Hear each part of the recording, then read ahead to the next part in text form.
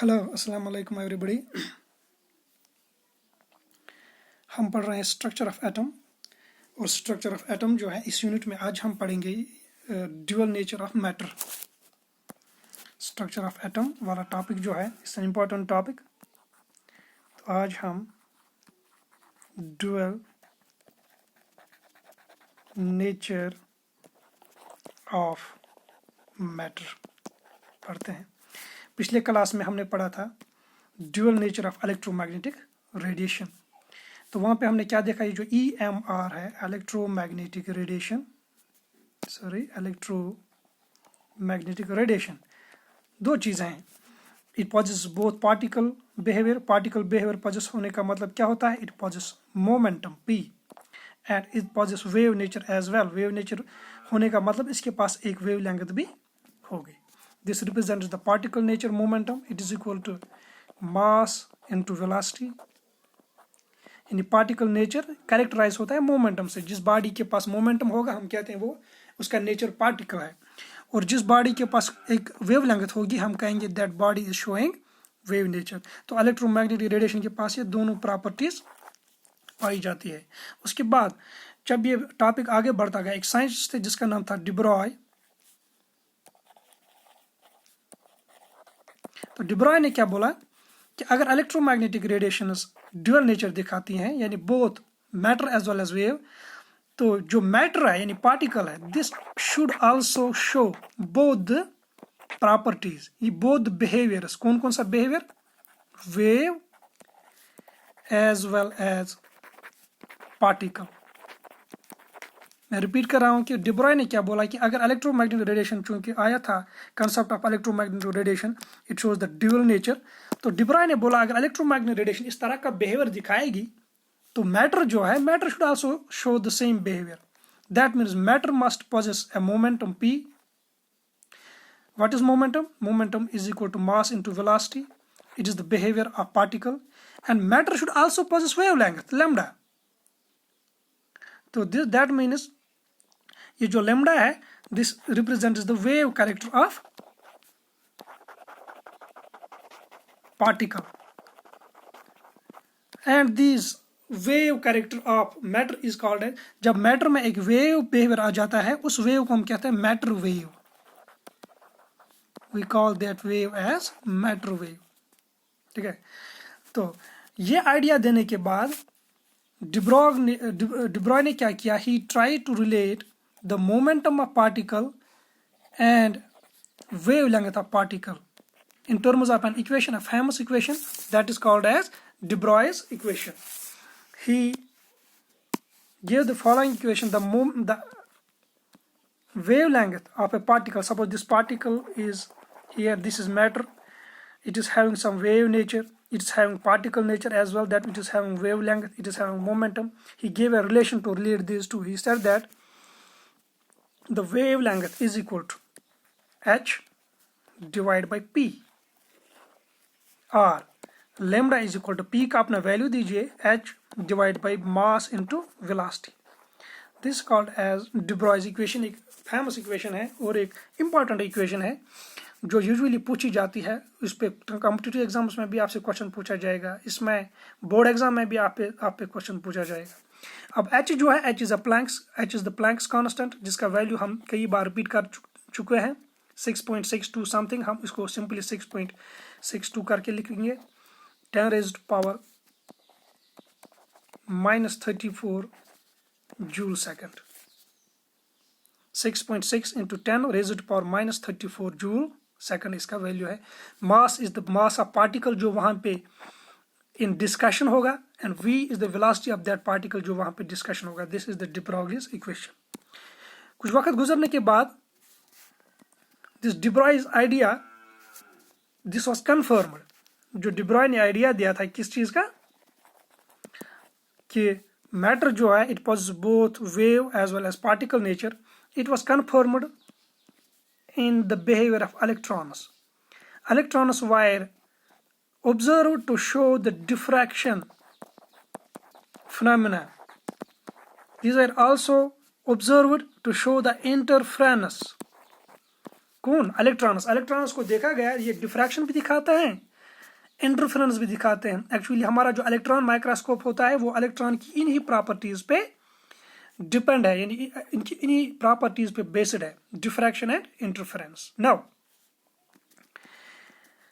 चूंकि इलेक्ट्रॉन ये these are the wave properties, diffraction कौन दिखाता है? वेव। इंटरफेरेंस कौन दिखाता है? It means electron possesses the wave properties. In addition, electron is also observed to show particle behavior. ये एक पार्टिकल की तरह भी बिहेव करता है, ठीक है। स्कैटरिंग या फॉर एग्जांपल जब इलेक्ट्रॉन किसी स्क्रीन पे, एक फास्फोरेसेंट स्क्रीन पे, when it strikes some phosphorescent screen it produces a scintillation, वहां पे एक चमक जैसी पैदा हो जाती है। ये फास्फोरेसेंट स्क्रीन क्या होती है? विच अपन स्ट्राइक, ये ऐसे याद रख लीजिए आप, जब इसको fast moving micro small sub atomic particle strike करते हैं, it produce some sort of brightness जिसको हम स्किंटिलेशन कहते हैं। And this is the property of particle, ये वेव की प्रॉपर्टी नहीं है। So electron shows both particle as well as wave properties, and this confirmed the de Broglie's idea that matter also shows the particle as well as wave behavior. This is the dual nature of matter. Now हमें question will arise, अगर हमें for example हम देखते हैं रास्ते पे कोई बस जा रही है, ठीक है, या कोई सोमो गाड़ी जा रही है, we don't see it moving as wave, हम इसको वेव की हालत में नहीं देखते हैं, यानी it is not moving like this crust स्ट्रप, इस तरह से। तो इसका रीजन de Broglie, या इसका रीजन हम इस तरह से समझेंगे, ये जो वेव है, इस बस का जो वेव नेचर है, इसमें जो इसकी जो वेव लेंथ है, it is so small that we can not perceive it by our naked eyes. यानी जब बस चल रही है, इसमें जो वेव नेचर होता है, वेव नेचर मीन इसका जो वेव लेंथ होगा, ये वाला चीज, ये इतना स्मॉल होता है कि ये एक दूसरे के ऊपर, समझो ये क्रस्ट एंड ट्रफ एक दूसरे के ऊपर पड़ जाते हैं। नतीजे के तौर पर क्या रहता है? It moves like straight, moving in a straight what we can say in uniform motion या accelerated motion without showing any wave properties like this. We can take an example to clear it, जहाँ से हमें ये clear हो जाएगा। Suppose take a ball, एक exercise हम solve कर लेते हैं। एक बॉल लेते हैं जिसका वेव लेंथ लैम्बडा है, जिसका मास 0.1 किलोग्राम है, जो मूव कर रही है 10 मीटर्स पर सेकंड।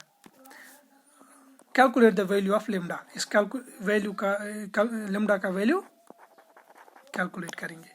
एक बॉल हमारे पास है जिसका वजन कितना है? 0.1 किलोग्राम और मूव कर रही है 10 मीटर्स पर सेकंड। आपने कोई गेंद फेंकी है, अब हमको निकालना है इसका वेव लेंथ क्या होगा, लैम्बडा।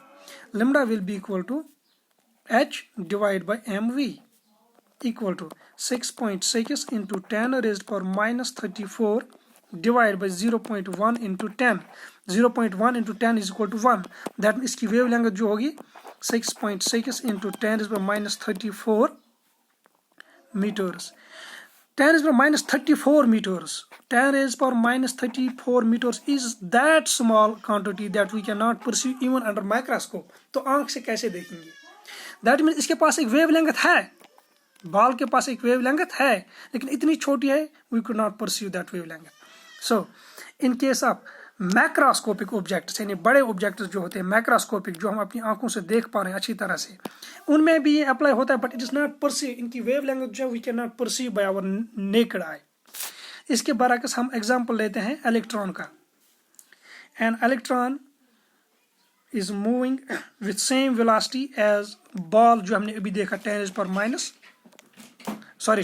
मीटर्स पर सेकंड से एक इलेक्ट्रॉन मूव कर रहा है, यानी बहुत कम स्पीड है इलेक्ट्रॉन की। उसकी लैम्बडा निकालेंगे, it will be equal to h in 6.6 into 10 to the minus 34 divided by mass of electron 9.1 into 10 to the minus 31 kilograms multiplied by इसका जो velocity क्या है 10, this will equal to 7.25 into 10 to the minus 3, तकरीबन किसके बराबर आएगा?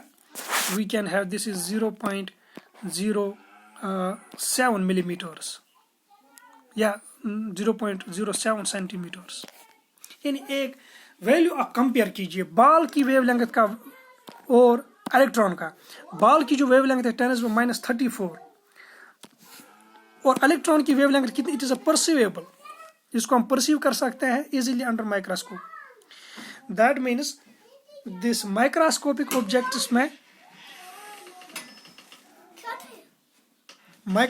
Objects में हम वेवलेंथ को अच्छी तरह से परसीव करेंगे।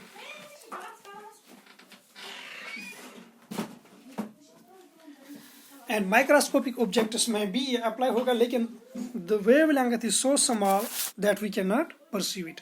This is the this de Broglie's equation और ड्यूअल नेचर ऑफ मैटर। तो इस पे आप एग्जाम्पल जो है आपकी एनसीईआरटी बुक पे है वो सॉल्व कीजिएगा। पेज नंबर 46 और 47 पे एक दो एग्जाम्पल्स हैं जिसमें मैंने एक सॉल्व करवाई है, वो आप देखेंगे, वो आप सॉल्व करेंगे। कोई प्रॉब्लम होगी इसमें इंशाल्लाह मुझे बताइएगा, we will solve it. Take care.